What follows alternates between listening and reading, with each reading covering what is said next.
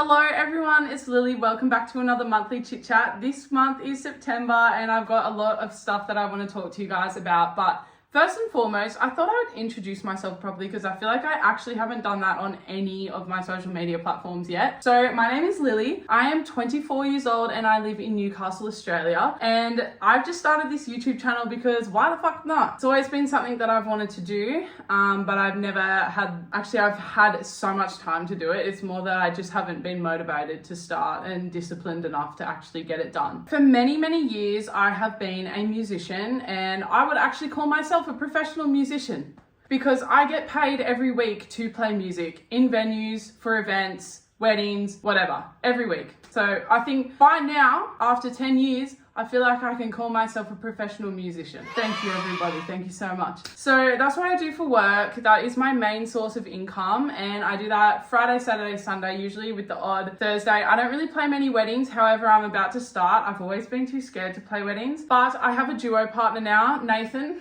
and we are August Bloom duo together and we've just started booking weddings for 2026. I'm so excited because it's going to be so much more fun to play with someone else and especially someone who's like such a good friend. So that's starting and I will start playing weddings. I'm very nervous just because it's so much pressure because it's someone's big day and I just do not want anything to ever go wrong. However, that's kind of impossible. Things are always going to go wrong. I just have to get over it. We just did our promo video. I'll give you guys a little snippet just in the next scene so that you guys can hear what we sound like together. There's still time for you to finish your wine, and you should probably leave. 'Cause I know you, and you know me.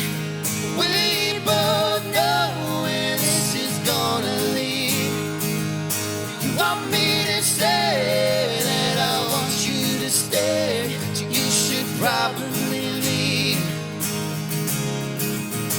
Yeah, you should probably leave. I'm really happy with how the promo video turned out. That was actually my favorite song that we do together. It's You Should Probably Leave by Chris Stapleton. We sort of have like a bit of a country vibe / brand going on at the moment. Am I a country singer? No. Am I a country songwriter? Also no. I'm a bit of a metalcore head at the moment and I love Thornhill, I love Sleep Token, Periphery, all that sort of thing, and I also love 90s grunge, so think like the Super Jesus, and then I love shit like Tate McRae, The Kid Laroi. I don't know, my taste is a little bit all over the show. However, I do like country music and I love playing country with Nath for weddings. So that's exciting. So that's a little bit about what I do. But I also have a part-time job that I work 3 days a week because my boss is a freaking legend. And I didn't work there last year because I came from doing full-time in 2023 and then that really took it out of me. Just as a creative person, I feel like 5 days a week for me is just, it's not enough time to work on my creative projects, and not being able to work on my creative projects and side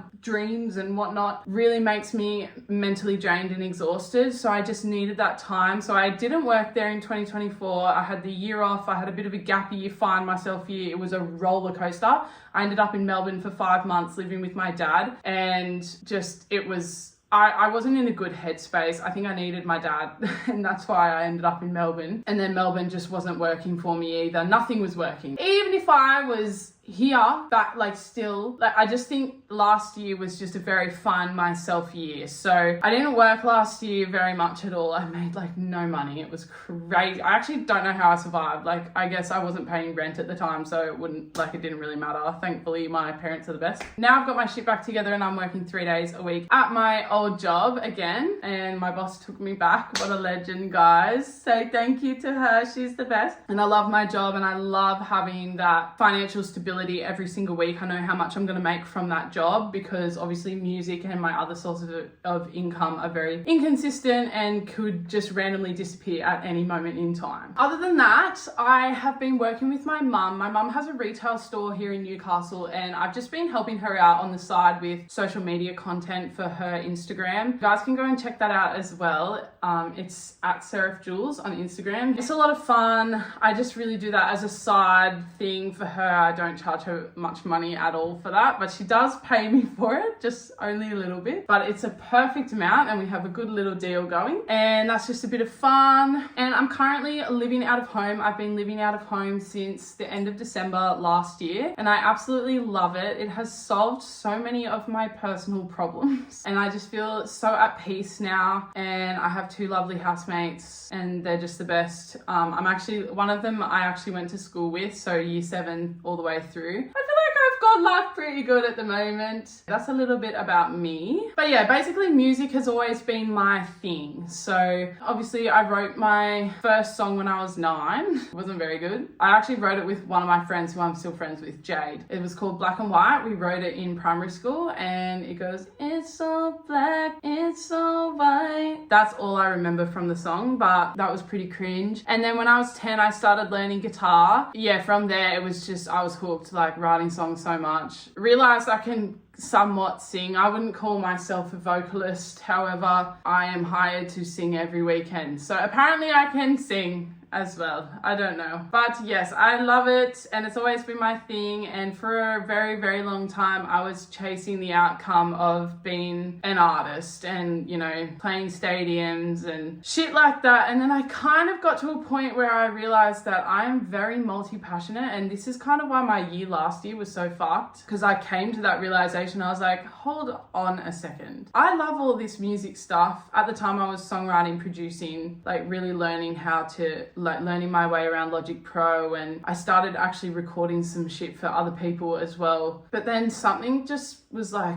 this isn't it for me. Like, this isn't all that I want. And at the time that was all I was doing. And then my Gemini sun just really kicked into gear and was like, you are so passionate about so many different things. And I'm a very, very creative person. I'm so lucky. But yeah, so I just sort of went through this whole weird year last year, transitional, like figuring myself out, figuring out what I wanted, who I really am. I have not picked my guitar up and written a song in, I want to say like 10 months, which is wild, but you'd think I would be sad about it, but I'm actually not, because I've been working on all these other little creative projects that I've always thought about doing, but have never done. I will definitely eventually get back to writing and recording my own music, but I'm definitely not chasing the outcome of being an artist, like a musical artist only. Like, that's not all that I want in life anymore. And ever since I came to that realization, my life has just done a 180-degree turn in a very positive way. And we're back. We are back. That's been really good. I've been doing a lot of painting. I've been posting more on TikTok and obviously YouTube. That's always been something that I've been really interested in doing, like posting across social media platforms. However, I've always felt like, well, I'm a musician chasing like the outcome of being a musical artist, so I feel like I can only be niched down to music. That actually had blocked me for so long. Do I believe that you need, like, if you want to be a musical artist now, that you can only post about music? No, I do not think that now. After the last 10 months that I've been through, I think it's important to build your personal brand and post about your entire life, but also hone in on the musical parts. Yeah, at the time I was really niched down to just music, and I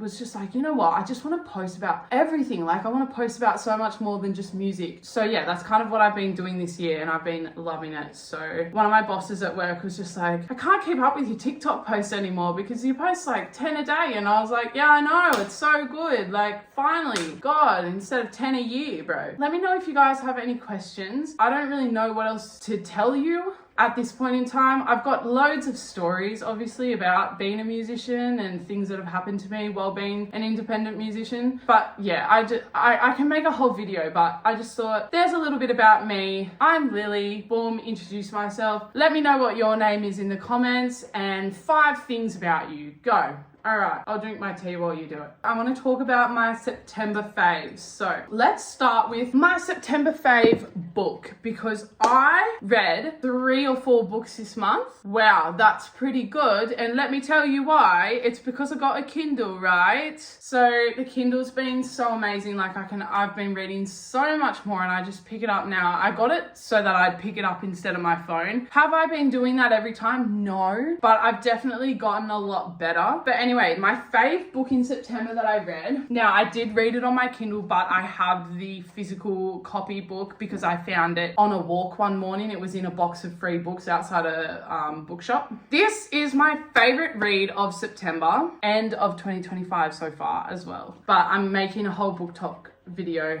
I don't know if that's out yet. Actually, it should be. I've made a video on all the books I've read in 2025 so far, so you guys can go and check that out. But I think I hadn't finished this yet when I filmed that. So there is a video. I'll link it in the description, hopefully, if I remember. You guys can go check that out, and I talk about all my books. But this is my favorite book of September and 2025. It's called The Hidden Hours by Sarah Foster, and it's basically the perspective of this Australian girl who obviously has been through a lot of trauma. She's very dark and reserved. Like, she's got a super dark, mellow energy, and it's a little bit eerie. But she moves to London, and she moves in with her uncle and auntie and 2 cousins that she doesn't really know very well. And then she gets all wrapped up in this murder investigation, and it basically just follows her story throughout. We'll flash back to events that happened in her childhood. What I loved about this book, besides the brilliant writing in it, the writing in this book is some of the best I've read in a very long time. It's super, super well written. The one thing that I loved about this book was the author doesn't give everything away. So like, I finished the book so quickly because I just wanted to know, like I needed to know, but she wasn't telling me. She was only giving you like the tiniest little bits at a time, and it was addictive. I literally could not put it down. These are all her other books that she's written, so I'm definitely going to read them all. Yeah, I gave this book 5 stars, read it on the Kindle, read it in about 3 days. It was absolutely phenomenal. Couldn't recommend it more. If you love like a psychological thriller / murder mystery, true crime, well, it's not really true, is it? Murder mystery, crime, all that sort of stuff, you've got to read this. It was amazing. I was so impressed by it. So that was my favorite book of September. My favorite song this month. So I'm just going to go to my on repeat playlist on Spotify, and I will take a screenshot and put it just here. So number 1, we have Wax Wings by Periphery. There's 2 songs that I think are going to end up being my number 1 on Spotify at the end of the year, and it's this song Wax Wings and also The Summoning, which is also down the list, but you can see it's on that list. I met this guy in March, and he was a bit of a musician as well, and we kind of bonded over music. He was telling me about these 2 songs, but let's talk about Wax Wings first. He showed me this band and this song Wax Wings, and I was like, whatever, like I don't know. At the time, like I hadn't really gotten into progressive metal. Like, I don't know what you would really call this. It's like not really metal. It's got like elements of pop punk as well. But he introduced me to this. At first, when he was like playing it for me, I was like, oh, I don't know, like. And then he left, and I was cleaning my room one afternoon, and so I put it on. And it's a 7.5 minute song, and I listened to it the whole way through, and I was just like, whoa, it was amazing. It's like this whole journey that you go through in the song. It's so, so good. So I've been listening to that. That's my number 1 at the moment on repeat. Number 2 on repeat is Hates Me Yet by the band Camino. I have loved the band Camino since 2019. I'm such a stan. There was one album they dropped that I was like, what the fuck is this? But then after that, like, they've been dropping some good shit again. My favorite thing of theirs is the Try Hard EP, but this album that they've just dropped, it's called Never Always. They've got a few songs on there that I've been obsessed with, but this Hates Me Yet song is on that album, and I love it. It's a super slower song, and yeah, it makes me think about, you know, how single I am and how no boy is writing this song about me. But that's okay. We'll find it one day. Okay, 3rd song down the list, How Does It Feel by the Kid Laroi. I love this song. It's so groovy. I love it. I'm not super in the Kid Laroi fandom, but I definitely see things come up and people being like, I wish he'd just go back to his rapping, you know, this label's got him in a chokehold, whatever. I think this style suits him so much. And you know what? Yes, the label probably has so much to do with it, but it's such a great song. Just so groovy.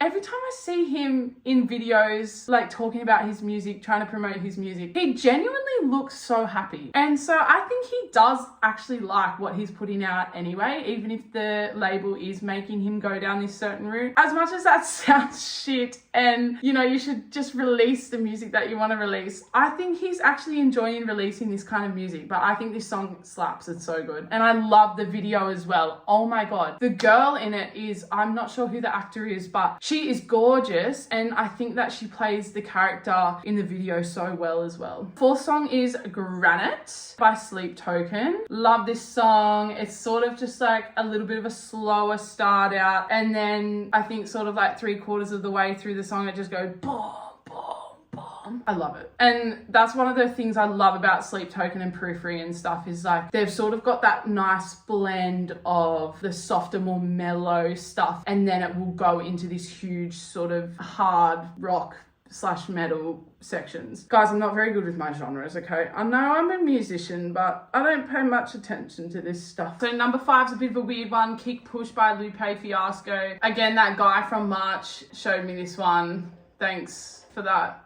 Somehow it's still on my on repeat playlist. I'm not sure why. I do like the song, but I'm not obsessed with it, but it's apparently number 5 on my on repeat. Number 6 is Stupid Questions by the band Camino. This is off their latest album as well. This is my favorite on the album. I love this song. I think the musicality of it is really good, and I like the idea behind the songwriting. Like lyrically, I think it's cool. I like what they've done with it. The video is really cool too, guys. I have a massive crush on Jeffrey Jordan. I just want to say, Jeffrey Jordan, if you're out there and if you're single, please hit me up.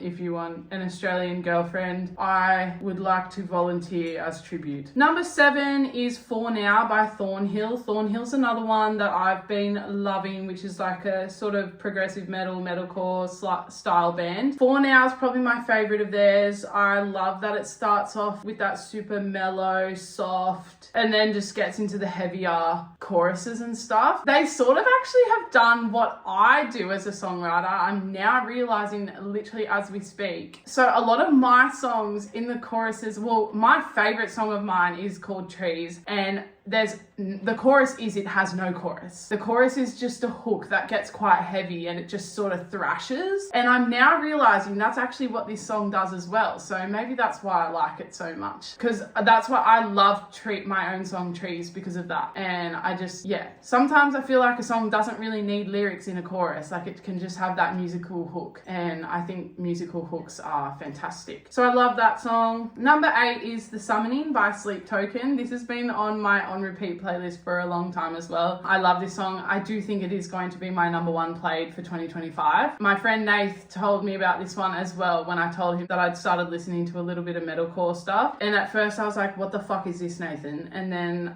after a while I was like, okay, no, I love this song so much. And I think I listen to it at least once a day, at least for the last like 4 months as well. So yeah. The next song is Trust Me by The Fray. I am a big fan of The Fray. I love how depressed they make me feel, but it's like in a good way. Like it just gets, every song just like really stabs at my heart and gets under my skin, and I love it. So other songs of theirs I like are Over My Head, You Found Me, obviously, Vienna, and what's the other one? It's on this album, Heaven Forbid. I love Heaven Forbid as well. But yeah, no, I love that album in particular, but Trust Me is just a phenomenal song. Again, you sort of notice a lot of music that I like will start off just like this and then just like boom, really get up there, kick me up the ass, if you know what I mean. So love that song. And number 10 is Loser by Julia Wolf. This one I could skip depending on the day, but I do love this song. And I love Julia's voice because she kind of sounds a bit folky, but her music isn't folky at all. And I think it's a really cool blend. She's got that pop punk metalcore sort of sound as well. And I really like a lot of her songs, but this particular one is my favorite of hers. Because I'm going to China, and I've had a big emphasis this year on creating financial stability for myself. And I very much over the years of my life so far, I've had impulse spending, bad habits. So I'm really trying to get through that. And I wouldn't say that I spend heaps of money on clothes at all.